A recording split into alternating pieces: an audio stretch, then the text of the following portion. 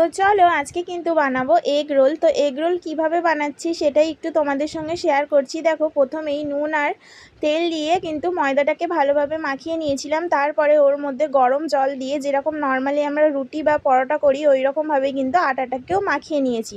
তারপরে দেখো গোল করে বেলে নিয়েছি। তারপরে চাটুর মধ্যে কিন্তু রুটিটাকে দিয়ে ভালোভাবে প্রথমে সেঁকে নিতে হবে। তো দেখো আমি কিন্তু সেঁকে নিচ্ছি, একেবারে রুটির মতো না করলেও হালকা করেও কিন্তু সেঁকে নিলে হয়ে যাবে।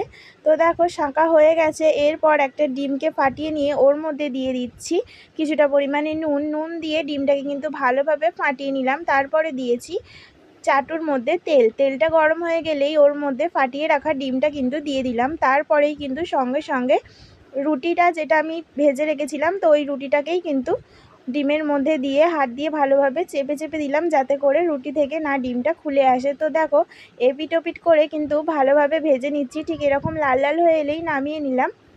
তো এবারে রোলটাকে যেহেতু মুড়তে হবে, তো আমি একটা থালার মধ্যে প্রথমে রুটিটাকে নিয়ে নিয়েছি। তার মধ্যে শসা, পেঁয়াজ আর দিয়ে দিয়েছি কাঁচা লঙ্কা।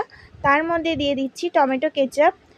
তো তোমাদের কাছে যদি অন্য কোনো সস থেকে থাকে তো সেটাও তোমরা ওর সঙ্গে ব্যবহার করতে পারো। তো দেখো দিয়ে ভালোভাবে কিন্তু মুড়ে নিচ্ছি। তারপরে একটা কাগজের সাহায্যেও কিন্তু পুরো দোকানের মতোভাবেই মুড়ে নিয়েছি।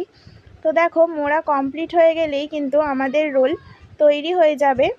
তো ভিডিওটা কেমন লাগলো অবশ্যই কিন্তু জানাবে, ভালো লাগলে অবশ্যই একটা লাইক করে দিও।